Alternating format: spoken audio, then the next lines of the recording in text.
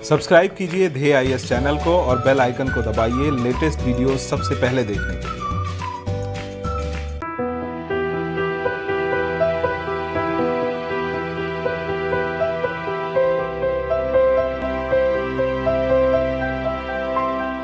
नमस्कार, मैं सुनील वर्मा ध्येय आईएएस टीम की ओर से आपका स्वागत करता हूं ध्येय टीवी पर।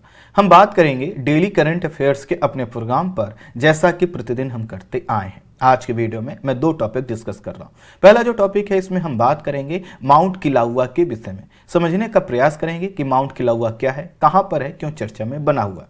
और जो दूसरी खबर है, उसमें हम बात करेंगे केयर्न एनर्जी और भारत सरकार के विवाद के विषय में। समझेंगे कि आखिर विवाद क्या है, उसमें क्या फैसला आया है, इस फैसले के क्या क्या निहितार्थ हैं। आइए इन्हीं दोनों खबरों को हम विश्लेषित करते हैं। सबसे पहले हम बात करेंगे माउंट किलाउआ के विषय में। माउंट किलाउआ पर आए उससे पहले हमें कुछ बेसिक चीज़ों को समझना होगा, जिससे हम ये समझ सकें कि आखिर ये पूरी खबर है क्या। अब आप थोड़ा सा अपने स्क्रीन को ध्यान से देखिए। इस पर आपको एक पृथ्वी का टुकड़ा दिखाया गया। इसको अगर आप देख पा रहे होंगे तो आपको पता चल रहा होगा कि इसमें कुछ परतें हैं। कैसी परतें हैं, इसको इस रूप में समझिए कि अगर हम इस पृथ्वी में ऊपर से नीचे की ओर, अर्थात जहां हम रहते हैं उससे नीचे की ओर जाएं, तो हमें जाना होगा 6378 किलोमीटर की गहराई पर, तब हम केंद्र में पहुंच पाएंगे। अर्थात हमारे यहाँ सतह से जो केंद्र की गहराई है वह कितनी है, 6378 किलो। लेकिन जब हम पृथ्वी के अंदर परतों में जाते हैं तो हमें पता चलता है कि उसमें कई परतें हैं। अर्थात कंटिन्यूअस जो है कि उसमें जो है कि एक ही लेयर नहीं है, उसमें कई परतें हैं। और इन परतों की जो रासायनिक संरचना है वो भी अलग अलग है। जैसे कि आप इस स्क्रीन को देख सकते हैं। अगर आप देखेंगे तो आपको पता चलेगा कि यह जो आपका पृथ्वी का एक टुकड़ा सरफेस से लेकर केंद्र तक की गहराई को दिखा रहा है। इसको देखेंगे तो हमें पता चलेगा कि यह वह भाग है जहां हम आप रहते हैं, और इसको बोला जाता है क्रस्ट। ध्यान दीजिए, इसको बोला जाता है क्रस्ट। इससे नीचे की ओर जाएंगे तो आपको पता चलेगा कि एक परत है जिसका नाम है मेंटल, और उसके अंदर जाएंगे तो आपको क्या मिलेगा, कोर दिखाई देगा। हालांकि जो मेंटल है ये भी ऊपरी मेंटल और निचली मेंटल में डिवाइड है। कोर भी जो है कि आउटर कोर और इनर कोर में डिवाइड है। हमें यहाँ पर नहीं समझना है, हमें बस यह समझना है कि जो ये ऊपर वाली संरचना है जहां पर हम रहते हैं, इसको बोलते हैं हम क्रस्ट। और क्रस्ट से जस्ट नीचे की और अगर देखेंगे तो हमें पता चलेगा 100 से लेकर 200 किलोमीटर की गहराई में एक लेयर है जिसका नाम है एस्थेनोस्फीयर। इसको हिंदी में दुर्बलता मंडल बोलते हैं। दुर्बलता मंडल इसलिए बोलते हैं क्योंकि ये जो परत है, यहां पर जो भी तत्व हैं वह लगभग ऐसे कहिए कि प्लाज्मा की कंडीशन में है। प्लाज्मा जो होता है वो बहुत कठोर नहीं होता है। जैसा कि आपने देखा होगा कि जो चीजें होती हैं ना तो पूरी तरह से ठोस होती हैं और ना ही लिक्विड में होती हैं प्लाज्मा की कंडीशन में। जैसे आप जेली वगैरह जो खाते हैं वो प्लाज्मा का ही एक रूप है। तो अब ये जो एस्थेनोस्फीयर है, इसकी गहराई हमने बताया 100 से लेकर 200 किलोमीटर, और 100 से 200 किलोमीटर की इस गहराई में क्या होता है, तापमान बहुत ज़्यादा होता है। और तापमान यहाँ पर बहुत ज़्यादा होने के कारण यहाँ पर जो चट्टानें होती हैं वह पिघल जाती हैं, और जब चट्टानें पिघलेंगी तो इनसे क्या होता है, एक तरल पदार्थ बनता है जिसको बोलते हैं हम मैग्मा। और यह जो मैग्मा है जब किसी भी तरह से ऊपर आता है तो इसी को बोलते हैं हम लावा। लावा क्या है, गला हुआ पदार्थ है, और आपको पता है कि लावा जहां भी आता है उसके बीच में जो कुछ भी मिलता है उसको गला देता है। तो समझ सकते हैं कि मैग्मा का टेम्परेचर कितना होगा। और मैग्मा को तो छोड़ दीजिए, ये जो एस्थेनोस्फीयर, जहां पे मैग्मा, ये जो एस्थेनोस्फीयर है इसी का एक भाग होता है जिसको हम बोलते हैं मैग्मा चेंबर। मैग्मा चेंबर से तात्पर्य उस परत, पृथ्वी की उस परत से है जो सामान्यतः 100 किलोमीटर की गहराई इस पर पाई जाती है जहां पर मैग्मा बनता है। अब समझिए मैग्मा का मतलब क्या है, वह भट्ठी वाला एरिया या पृथ्वी की अंतर गहराई का वह भाग जहां पर टेम्परेचर बहुत ज्यादा है और वहां पर कोई भी चीज अगर जाती है तो पिघल जाती है और मैग्मा बनता है। अब यही मैग्मा लावा के रूप में हमारे सामने आता है, तो हम कहते हैं कि ज्वालामुखी की क्रिया हुई। अब ये जो ज्वालामुखी की क्रिया हुई, ये इसमें हम क्या देखते हैं कि कुछ गला हुआ पदार्थ निकल रहा है। यहाँ पर प्रश्न आपका यह आ सकता है कि आखिर यह एस्थेनोस्फीयर में यहाँ पर टेम्परेचर इतना ज़्यादा होता क्यों। तो दरअसल यहाँ पे क्या होते हैं, रेडियो एक्टिव एलिमेंट पाए जाते हैं। रेडियो एक्टिव एलिमेंट का मतलब होता है ऐसे तत्व पाए जाते हैं जिनमें एक बार विखंडन जब चालू होता है तो टूटते रहते हैं। आसान शब्दों में समझिए, जैसे कि आपने देखा है, आप क्या करते हैं, दीपावली पर पटाखे चलाते हैं, तो उसमें क्या करते हैं, आप आग लगाते हैं और तुरंत जो है कि पटाखा क्या होता है, फूट जाता है। आपने समझा कि हर उसके जो कण हैं वह क्या करते हैं, जब उसमें आग लग गई तो सभी कणों में आग लग जाती है। यहां पर जो तत्व हैं इनकी विशेषता यह होती है कि जैसे ही इनके कण टूटने लगते हैं फिर क्या होता है, इनके जितने कण हैं टूटेंगे और कणों के टूटने से एनर्जी निकलती। जैसे हम पत्थर टकराते हैं तो क्या होता है, एनर्जी निकलती, वहां पर भी तो क्या होता है, कणों का टकराव होता है, अर्थात जो कण है वो टूटता है। ठीक यहां पर भी क्या होता है, इस गहराई में जो रेडियो एक्टिव एलिमेंट हैं, अर्थात जो ऐसे तत्व हैं जिनमें एक बार विखंडन चालू हुआ तो विखंडन होता है, इससे क्या निकलती है, ऊष्मा निकलती है और यही ऊष्मा यहाँ पर इतनी ज़्यादा हो जाती है कि मैग्मा का निर्माण करती है। अब ये देखिए, जब यहाँ पर मैग्मा है तो वह किसी न किसी तरह से क्या करेगा, ऊपर आने का प्रयास करेगा और ऊपर आने के लिए एक शब्द यूज किया जाता है, वह है संवहनीय तरंगे या फिर संवहनीय धाराएं। तो जो संवहनीय तरंगे हैं इनको कैसे समझें। आपने देखा होगा कि आप पानी जब गर्म करते हैं, ठंडी का समय पानी पीने के लिए, आज जब पानी गर्म कीजिएगा तो देखिएगा कि जिस बर्तन में आपने पानी रखा है उसके बॉटम में आप हीट देते हैं और उस बॉटम से देखिएगा पानी ऊपर की तरह कुछ लहरें उठ रही होती हैं। ये लहरें क्या कर रही हैं, दरअसल जहां पर टेम्परेचर ज्यादा मिल रहा है, अर्थात हाई टेम्परेचर से पानी की ऊपरी परत जहां पर टेम्परेचर क्या है, कम है, वहां पर हीट को ट्रांसफर कर रहे हैं और इन्हीं को बोलते हैं संवहनीय तरंगे, कन्वेंशनल करंट। अब एक जैसे हमने देखा कि टेम्परेचर, पानी की जो तरंगे हैं वह क्या कर रही हैं, ऊष्मा का ट्रांसफर कर रही हैं। ठीक पृथ्वी के अंदर ये जो मैग्मा बनता है ये भी क्या करता है, लेयर खोजता है, कोई ऐसी परत खोजता है जिसको तोड़कर ये ऊपर आ सके और जब यही क्रिया होती है तो इसी को कहते हैं हम ज्वालामुखी की क्रिया।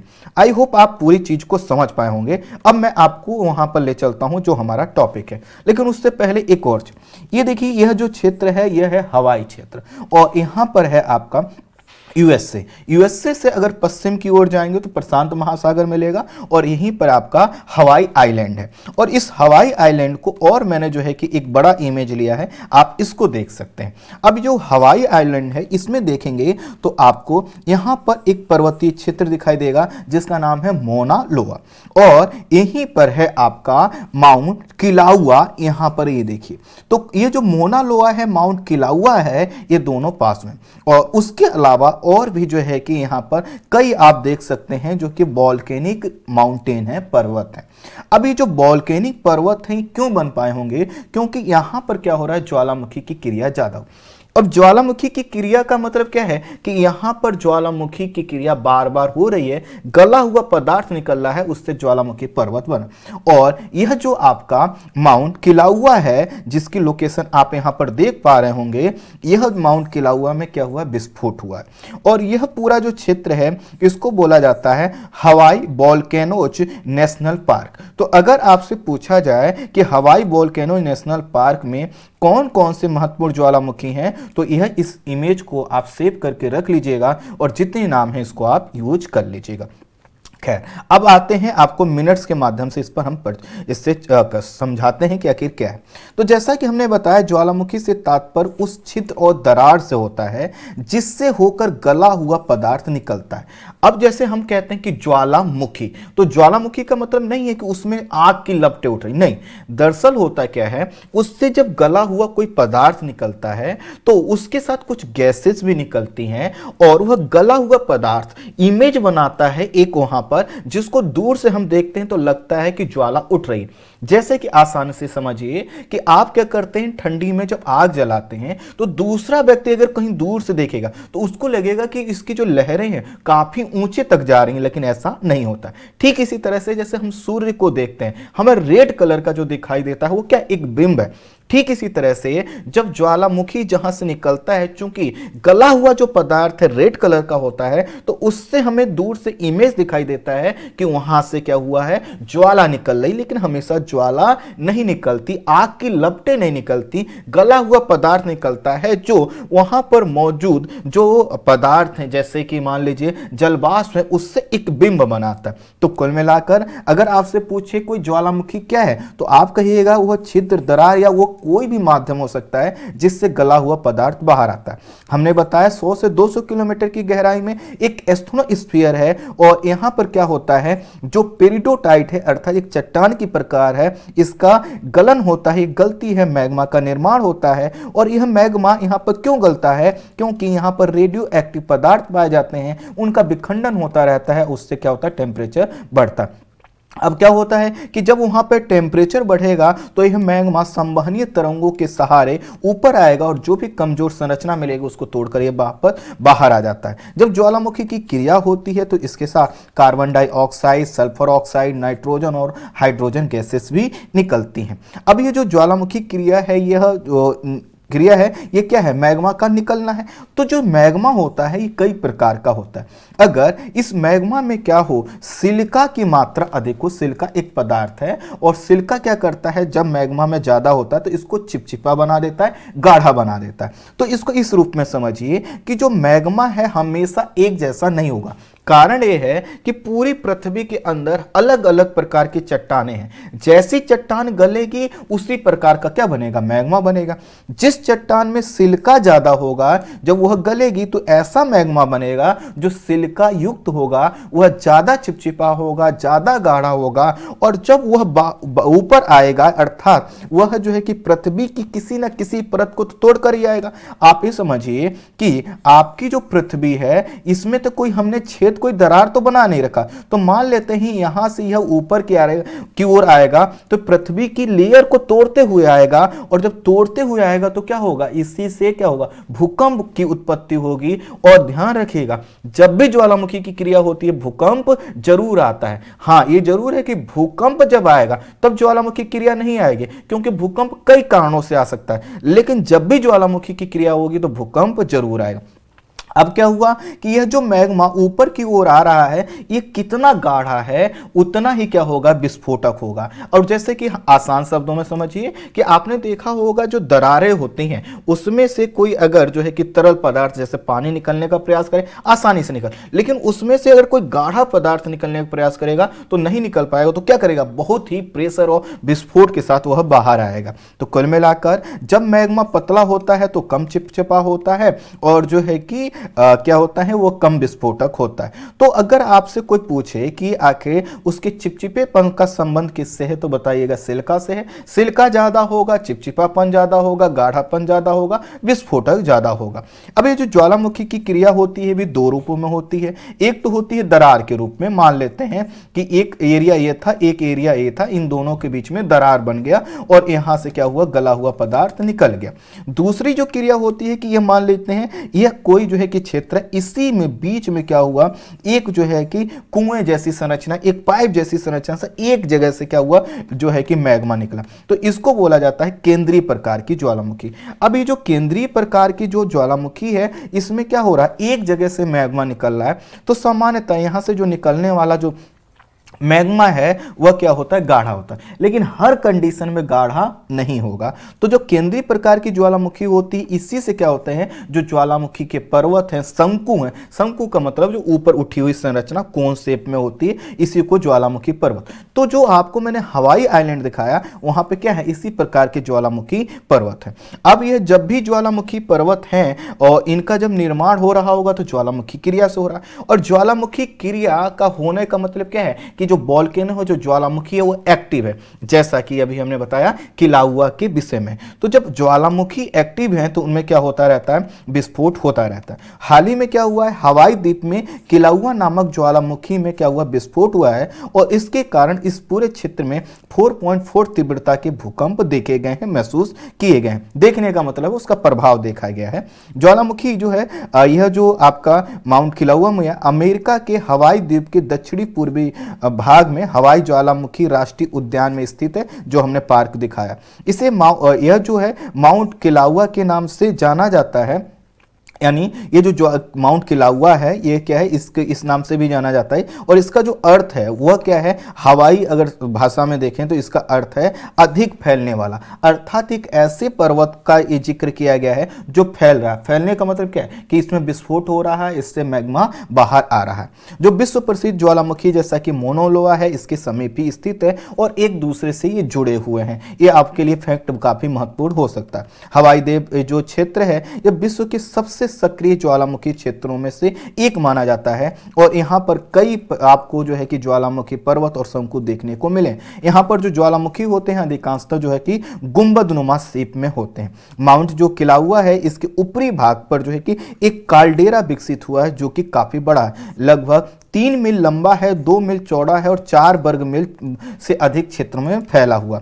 यहां पर ध्यान दीजिएगा जो यूनिट है किलोमीटर नहीं है, मील है। अब समझ में अब प्रश्न आएगा कि ये काल्डेरा क्या है। तो काल्डेरा को इस रूप में समझिए कि मान लेते हैं कि यहां से ज्वालामुखी का जो है उद्गार हुआ यहां से, ठीक है। अब ये उद्गार हुआ एक बार हो गया, लेकिन जब दोबारा होगा तो यहां पर यह जो पदार्थ पहले निकला था ये तो ठंडा हो गया होगा, एक कैप जैसी संरचना बन गई होगी, अर्थात जो उसका मुंह है वो बंद हो गया होगा और उस पर जो पदार्थ थे वो ठंडे हो गए होंगे और ठंडे होकर एक लेयर बन गया। तो जब नीचे से दोबारा मैग्मा निकलेगा तो ऊपर जो संरचना है उसको क्या करेगा, तोड़ेगा। जैसे मान लेते हैं ये लीजिए, है ना, हम इसको ऐसे कुछ बना लेते हैं, ठीक है। अगर इसको आप देखेंगे तो यहां से क्या हो रहा है, मैग्मा निकल रहा है और जब मैग्मा क्या करेगा यहां से दोबारा निकलेगा तो ये क्या करेगा, इस परत को तोड़ेगा। धीरे धीरे इसका जो आकार है, चूंकि टूटेगा विस्फोट होगा, धीरे धीरे इसका आकार बड़ा होता जाता है और इसी बड़े आकार की संरचना को जो उसका मुंह है उसको बोला जाता है काल्डेरा, जो कि यहां पर विकसित हुआ। जैसे और ये जो काल्डेरा का निर्माण है इससे भी हो सकता है कि विस्फोट हो। दूसरा इसमें क्या होता है, कई बार वर्षा हुई, पानी भर गया और नीचे धंस जाता है, तो जब धंसेगा तो टूटेगा और टूटने के कारण क्या होता है, इसका आकार बड़ा हो जाता है। तो यहां पे भी काल्डेरा का निर्माण हुआ है। जो माउंट किलाउआ है इसमें समय समय पर विस्फोट होता रहता है और इसी के कारण 1952 से लेकर अब तक 34 टाइम्स यहां पर क्या हो चुका है, विस्फोट हो चुका है। इस विस्फोट से राख और गैसें अभी तक निकल रही हैं और ये जो राख है सैकड़ों फुट की ऊंचाई तक पहुंच चुके हैं और इसी के कारण जो है कि यहां पर जो है कि ऑरेंज अलर्ट जारी किया है। ऑरेंज अलर्ट का मतलब यह होता है कि यहां से जो हवाई उड़ान उड़ रही हैं उनके लिए चुनौती उत्पन्न हो सकती है, क्योंकि माना जा रहा है कि यहां पर जो अब विस्फोट हो सकते हैं वह घातक हो सकते हैं और इसका यहां से निकलने वाली जो राख है, जो गैसेस हैं, वो 30,000 फुट की ऊंचाई तक जा सकती हैं और इसके वजह से जो हवाई उड़ान है उनको समस्या आ सकती है। अभी अगर लास्टली देखें तो मई 2018 में भी यहां पर विस्फोट हुआ था। दिक्कत यह है कि जब भी कहीं पर ज्वालामुखी क्रिया होती है तो भूकंप आता है, जैसा कि यहाँ पर भी महसूस किया। और उसके साथ एक और प्रॉब्लम है, जो वहाँ पे लोग रहते हैं वो उन लोगों को क्या होती है, सांस लेने की यहाँ पर समस्या होती है। दरअसल होता है क्या है कि जब भी कोई विस्फोट होगा तो ये लावा निकलेगा। लावा क्या करेगा, निकल कर अगर समुद्र में फैलता है तो इसमें जो लावा में या जो मैग्मा है इसमें जो इसका केमिकल मटेरियल है वह जल के साथ तेजी से क्रिया करता है। सोचिए गले हुए मैग्मा को आप लोहे में जो है कि पानी में डालना है तो क्या होगा, तुरंत भाप बन के कुछ गैसेस बनती हैं और ये जो गैसेस बनती हैं यहां पर अगर आप सांस लेते हैं तो आपको काफी ज्यादा दिक्कत हो सकती है। तो इस प्रकार की चुनौतियां वहां पर देखी जा रही हैं और इसके कारण यहां पर बड़े स्तर पर क्या होता है, जो है कि यहां पर प्रवास करना होता है, माइग्रेशन की समस्या होती है। तो इस कारण जो है कि माउंट किलाउआ जो है कि चर्चा में बना हुआ है। इस पर ज्यादा नहीं जाएंगे, वोल्केनो हमें नहीं पढ़ना है, नहीं तो मैं आपको काफी चीजें इसमें और बता सकता हूं, लेकिन उसका कोई मतलब नहीं है। अब हमें बात करते हैं थोड़ा सा अपने दूसरे टॉपिक पर और वह है केयर्न एनर्जी और भारत सरकार का विवाद। केयर्न एनर्जी जो है कि एक पब्लिक लिमिटेड कंपनी है जो यूके वेस्ट है। यूके वेस्ट का मतलब है कि यहाँ इसके जो मेन कार्यालय हैं आपको कहाँ देखने को मिलेंगे, यूके में देखने को। और यूरोप की एक बड़ी कंपनी है। करती क्या है, तेल और गैस का खोज करती है और व्यापार करती है, अर्थात जो है कि ऑयल और गैस का एक्सप्लोरेशन और उसके जो है कि व्यापार में ये कंपनी काफ़ी बड़ी कंपनी है। और यह जो लिस्टेड है लंदन स्टॉक एक्सचेंज में लिस्टेड है और इस कंपनी की स्थापना हुई थी 1981 में। कईयों कंपनी है ना सिर्फ इंडिया में बल्कि UK, USA, Papua New Guinea, Vietnam, चीन, Australia, Bangladesh, Israel, Mauritania, Senegal, Mauritius, Mexico, Suriname आदि में या तो तेल की खोज या गैस की खोज कर रही है या यहाँ से व्यापार कर रही है या फिर व्यापार कर चुकी है। कुल मिलाकर ये जो कंपनी है एक वर्ल्ड वाइड ग्लोबल कंपनी। प्रश्न आएगा मैं ये सब क्यों बता रहा हूँ, ये अभी जोड़ेंगे जब हमें पता चलेगा कि एक ऐसी कंपनी जो भारत सरकार से लड़ रही है और थोड़ा सा उसके हिसाब से उसका जो मुद्दा है लॉजिकल है, अभी लॉजिकल को समझ में भी आता है। तो हुआ क्या कि जो कंपनी है जैसा कि हमने बताया कि ग्लोबल कंपनी है, इस कंपनी ने 90 के डिकेड में इंडिया में भी जो है कि प्रवेश किया और इसने कृष्णा गोदावरी की घाटी में जो राबिया तेल गैस क्षेत्र है इसकी खोज करने का मतलब ऐसा नहीं कि आए और इन्होंने कुआं डाला और मिल गया, ऐसा नहीं। लंबा समय कार्य करना पड़ता है, काफी तरह के इन्वेस्टमेंट होते हैं। सोचिए एक कंपनी है और उस कंपनी को आपने सूचना दी या उस कंपनी को लगता है कि आपके गांव में क्या हो सकता है, तेल या गैस मिल सकता है, और कंपनी आए 4 महीना काम करे और कुछ भी ना मिले, तो आप क्या करेंगे? कुछ हर्जाना देंगे? नहीं देंगे, आप कहेंगे नहीं मिला नहीं मिला। ठीक इसी तरह से ये जो कंपनी है यह जब कहीं पर तेल और गैस की खोज करती है काफी ज्यादा इन्वेस्टमेंट आता है। अगर वहां पर जो चीजें खोज रहे हैं मिल गया तब तो ठीक है, अदरवाइज क्या होता है, काफी ज्यादा इनको घाटा होता है। खैर इस कंपनी ने ऐसा यहां पर खोजा, उसको सफलता में मिली और राजस्थान के थार रेगिस्तान क्षेत्र में सबसे बड़े तेल की खोज इसके द्वारा की गई थी।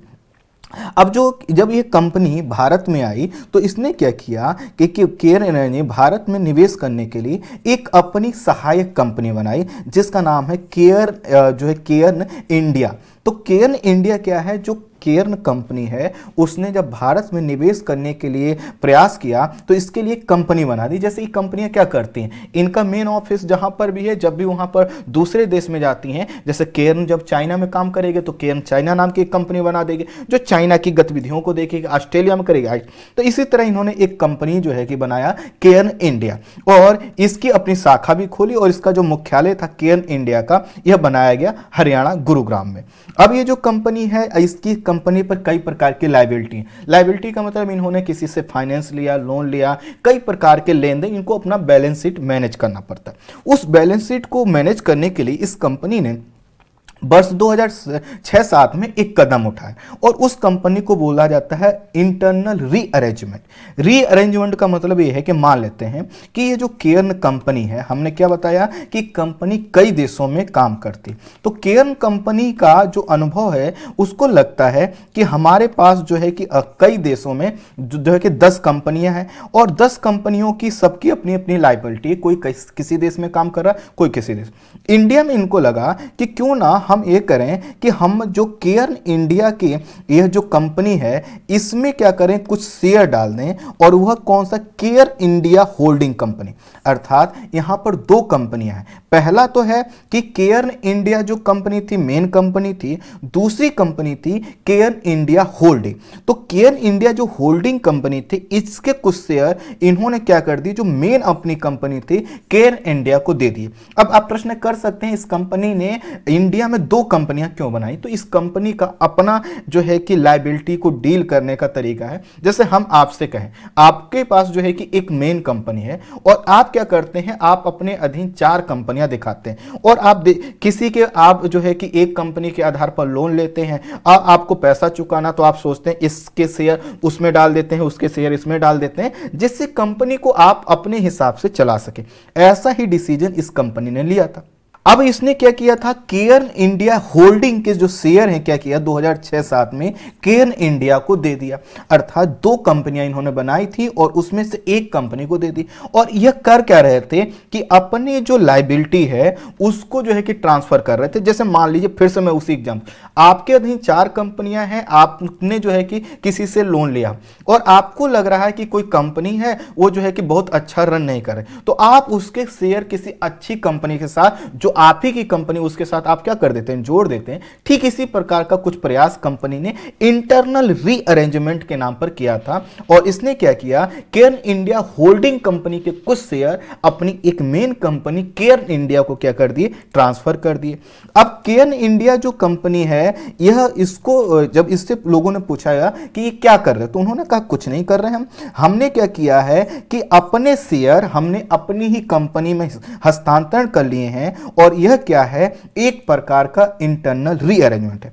लेकिन भारत सरकार की जो टैक्स अथॉरिटी है, इन्होंने कहा नहीं, आपने क्या किया, शेयर का हस्तांतरण किया है और इस शेयर के हस्तांतरण से आपको जो है कि कई करोड़ रुपए का क्या हुआ है, लाभ हुआ है, और यह जो आपको लाभ हुआ है इस पर आपको देना होगा कैपिटल गेन टैक्स। प्रश्न आएगा कैपिटल गेन टैक्स क्या है।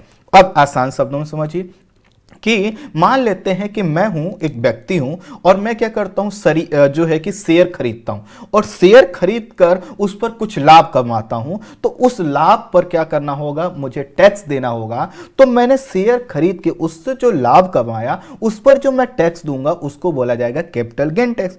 तो यहां पर इन्होंने कहा कि आपने क्या किया कि जो केएन होल्डिंग जो कंपनी थी, जो है कि सीएससी इसको हम लिख देते हैं, केएन होल्डिंग कंपनी के शेयर आपने क्या कर दिए, केएन इंडिया को दिए। इससे क्या हुआ होगा कि आपके जो शेयर का मूल्य है वह बढ़ा होगा और इससे आपको लाभ हुआ होगा। कंपनी ने कहा कि नहीं, आप गलत सोच रहे हैं, हमने ये शेयर किसी और को नहीं बेचे, या ना हमने किसी दूसरे से कम मूल्य पर शेयर खरीद के ज्यादा लाभ कमाया, हमने तो अपनी ही कंपनी के शेयर एक स्थान से उठा के दूसरे में रख दिए। लेकिन सरकार ने कहा नहीं, इसमें उन्होंने कहा कि जो केएन जो होल्डिंग कंपनी है, इसमें जो जुड़े लोग हैं, अब जब इनके शेयर यहां पर आ गए तो उन शेयरों का तो मूल्य बढ़ गया, तो इससे इनको लाभ हुआ होगा। कुल मिलाकर इंटरप्रिटेशन की व्याख्या की यहां पर बात थी, और ये बार बार जो बात आ रही थी कैपिटल गेन टैक्स, और इनका यह मानना था कि जब भी आप शेयर का आप क्या करेंगे, खरीद बिक्री करेंगे, उस पर जो लाभ होगा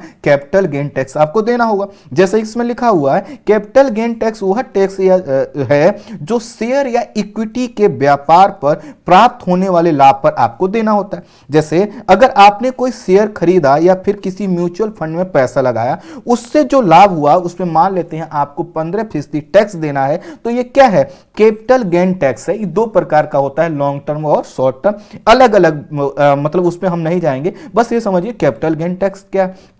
तो इससे क्या हुआ, कंपनी ने जब ऐसा कहा कि नहीं, हमने तो इंटरनल रीअरेंजमेंट किया है, तो जो है कि बात क्या हो गई, बिगड़ गई। जो हमारे यहाँ की इनकम टैक्स अथॉरिटी, तो उसने कहा ना, आपको देने होंगे पैसे, और कितना देना होगा, 24,500 करोड़ रुपए आपको देना हो।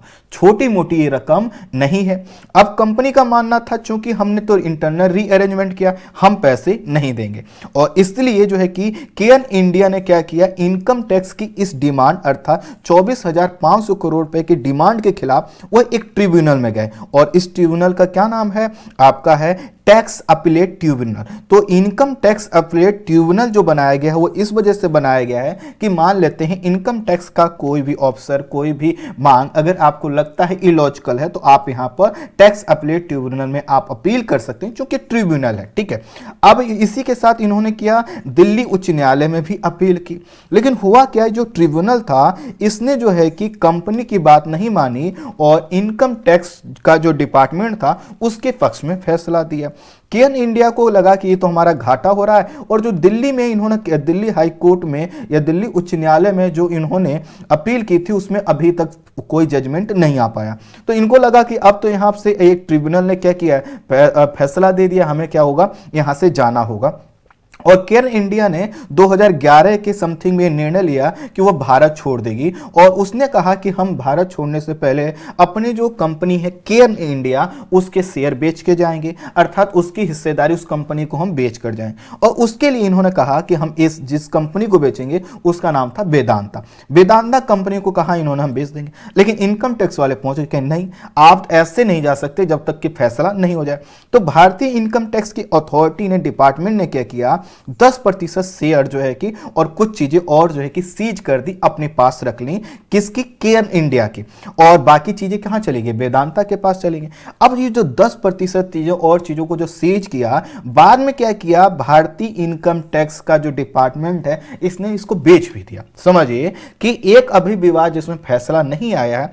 एक कंपनी ने कहा कि हम भारत ही छोड़ के जा रहे हैं, उसने कहा ठीक है जा रहे हो आप, 10% जो है कि हमारा जो आपका जो शेयर है वो हमें दे देखे जाओ कंपनी, फिर बाद में क्या हुआ कि डिपार्टमेंट ने, इनकम टैक्स डिपार्टमेंट ने इसको बेच भी दिया ताकि वह पैसे पूरा कर सके। अब बात जो है कि बढ़ते बढ़ते बढ़ गई। वो कह रहे थे कि केयर इंडिया कह रही थी कि आप हमारी जो शेयर आपने हिस्सा रख रखा है गलत है। बात बढ़ी और 2017 में कंपनी ने निर्णय लिया कि वह इस केस को इंटरनेशनल आर्बिट्रेशन पैनल के सामने लेकर जाएगा। 2017 में यहां केस क्या हो गया, रजिस्टर्ड हो गया और फरवरी 2019 में इसका फैसला आना था, लेकिन डिले होता रहा। लेकिन अब क्या हो गया, ये फैसला आ गया और यह जो फैसला, यह जो केस गया था, कहां गया था, इंटरनेशनल आर्बिट्रेशन पैनल के सामने। प्रश्न आएगा कि आखिर यह क्या है, तो इसको मैं थोड़ा सा आपको समझा देता हूं, उसके बाद चीजों को हम आगे बढ़ते हैं तो आपके लिए ज्यादा। तो ये देखिए, जो इसको यह इंटरनेशनल आर्बिट्रेशन जो पैनल है, यह जो मामला पूरा है वह सुना जा रहा था स्थायी मध्यस्थता न्यायालय, इसको बोला जाता है इंग्लिश में परमानेंट कोर्ट ऑफ आर्बिट्रेशन, इसको शॉर्ट में बोलते हैं पीसीए। पीसीए का मतलब क्या है, परमानेंट कोर्ट ऑफ आर्बिट्रेशन। जैसा कि इसका शब्द में ही है कि क्या करता है, मध्यस्थता करता है और मध्यस्थता करने का न्यायालय है। और यह कहां पे है, नीदरलैंड के हेग शहर में है। और यह जो है कि एक अंतरराष्ट्रीय संस्था, यह जो अंतरराष्ट्रीय संस्था है, इसकी स्थापना हुई थी 1899 में और यह हुई थी प्रथम हेग शांति सम्मेलन के बाद। यह करता क्या है कि दो देशों के बीच, सरकारी संस्थाओं के बीच, या फिर निजी कंपनियों और निजी कंपनियों के आपस में, या फिर निजी कंपनियों और सरकारों के बीच के विवादों को, मतभेदों पर यह मध्यस्थता के माध्यम से समाधान करने का प्रयास करता है।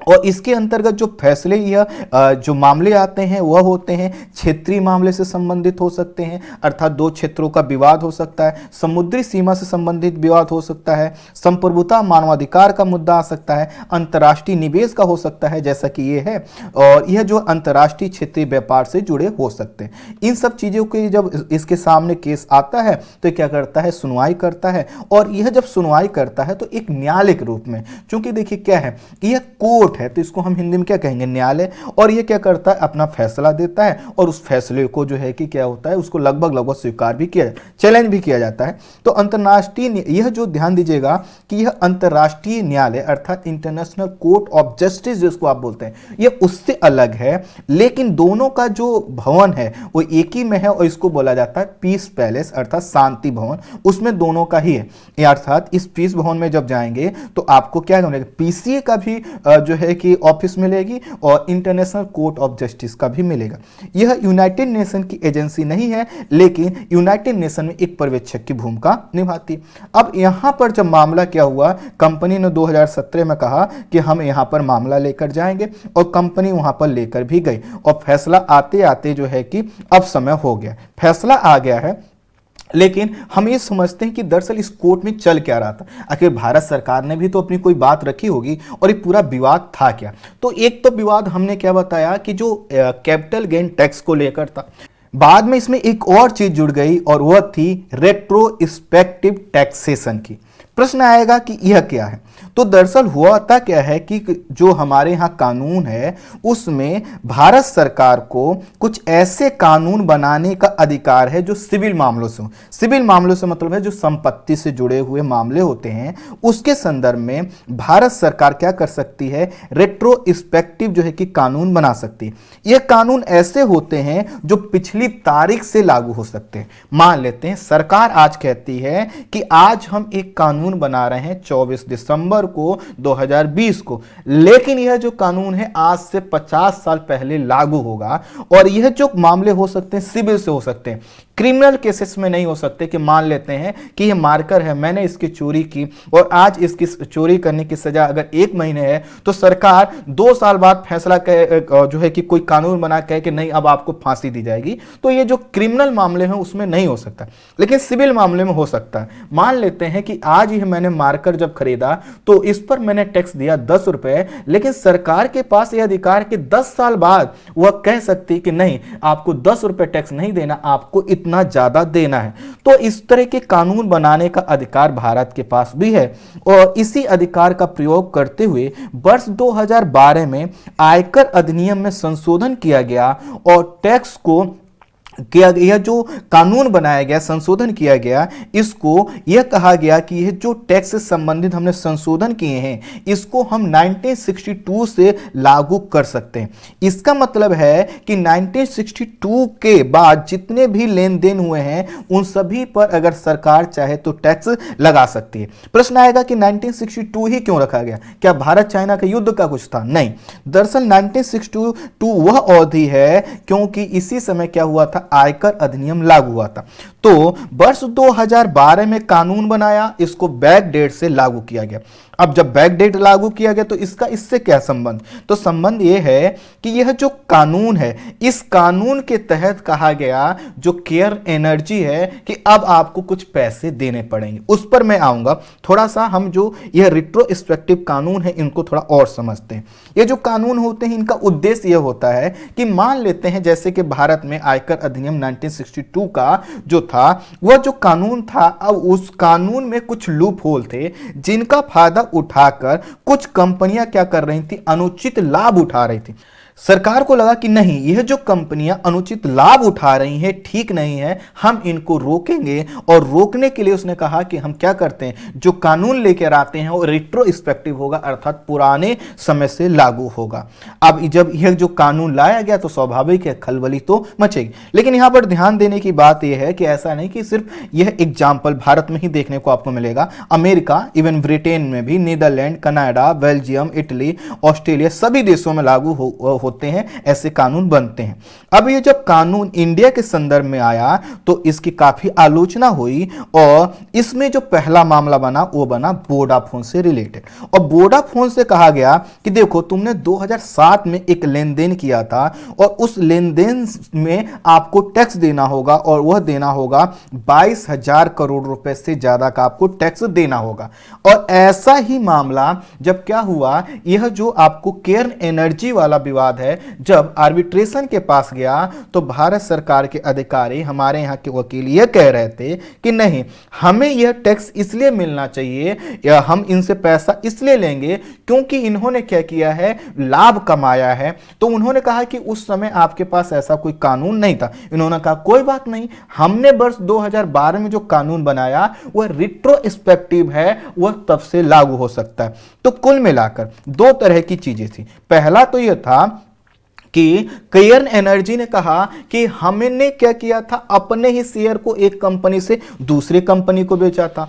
दूसरा उन्होंने कहा कि हमने यह इंटरनल रीअरेंजमेंट किया था। भारत सरकार के अधिकारियों ने कहा कि नहीं, आपने यहां पर कैपिटल गेन टैक्स का लगाया और दूसरी चीज हमें अधिकार है कि इस प्रकार के लेन देन पर हम कर लगा सकते हैं। उन्होंने पूछा किस आधार पर, तो उन्होंने कहा कि हम क्या, हमारे यहां जो कानून है वह रिट्रोस्पेक्टिव लागू हो चुका है और उसके तहत हम आपसे क्या कर रहे हैं, पैसा मांग रहे हैं। तो कुल मिलाकर जो है कि वोडाफोन का भी विवाद ऐसा ही था और ये भी ऐसा था।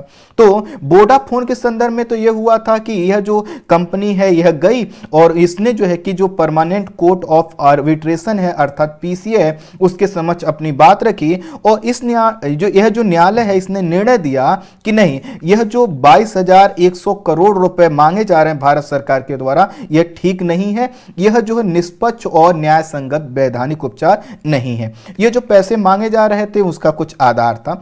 अब केयर एनर्जी में फैसला क्या आया है, इसमें कहा गया है कोर्ट के द्वारा कि भारत ने ब्रिटेन भारत द्विपक्षीय निवेश संधि के तहत केयर एनर्जी के प्रति अपने दायित्वों का उल्लंघन किया है और भारत सरकार को 1.2 अरब अमेरिकी डॉलर का हर्जाना और ब्याज चुकाना होगा। अर्थात जो पैसे भारत सरकार मांग रही थी वह नहीं मिलेंगे। तो भारत सरकार के जो इनकम टैक्स डिपार्टमेंट है इसने तो कुछ शेयर ही अपने पास रख लिए थे, तो उनको जब बेच दिया है तो सरकार ने कहा कि अब आपको क्या करना होगा, हर्जाना चुकाना होगी और भी क्या करना होगा, ब्याज के साथ देना होगा। अब भारत को न्यायाधिकरण के मामले ले जाने के लिए 2 करोड़ का खर्च भी कंपनी का आया है, इसलिए टोटल जो पैसा देना होगा भारत सरकार को इस फैसले के हिसाब से वह 1.4 अरब डॉलर। और सरकार ने कितना, आपको ध्यान हो तो हमने बताया था कि लगभग 24,000 करोड़ रुपए की जो है कि डिमांड की थी कि आपको इतना देना चाहिए। लेकिन अब उल्टा ही भारत सरकार के ऊपर यह फैसला आया है और उसमें कहा गया है कि आपको इतने पैसे देने होंगे। न्यायालय ने यह स्पष्ट किया है कि यह केवल टैक्स का मुद्दा नहीं था, अर्थात कौन सा टैक्स, कैपिटल गेन का टैक्स का मुद्दा नहीं था, बल्कि यह जो मुद्दा है यह दो देशों में निवेश का भी मुद्दा है। और जब भी दो देशों के बीच द्विपक्षीय व्यापार होते हैं तो उनमें यह निहित होता है कि जो भी व्यापार की शर्तें हों उनको आप जो है कि ओपन रखिए, जिससे निवेश करने वाली कंपनी यह डिसाइड कर सके कि उसको निवेश करना है कि नहीं।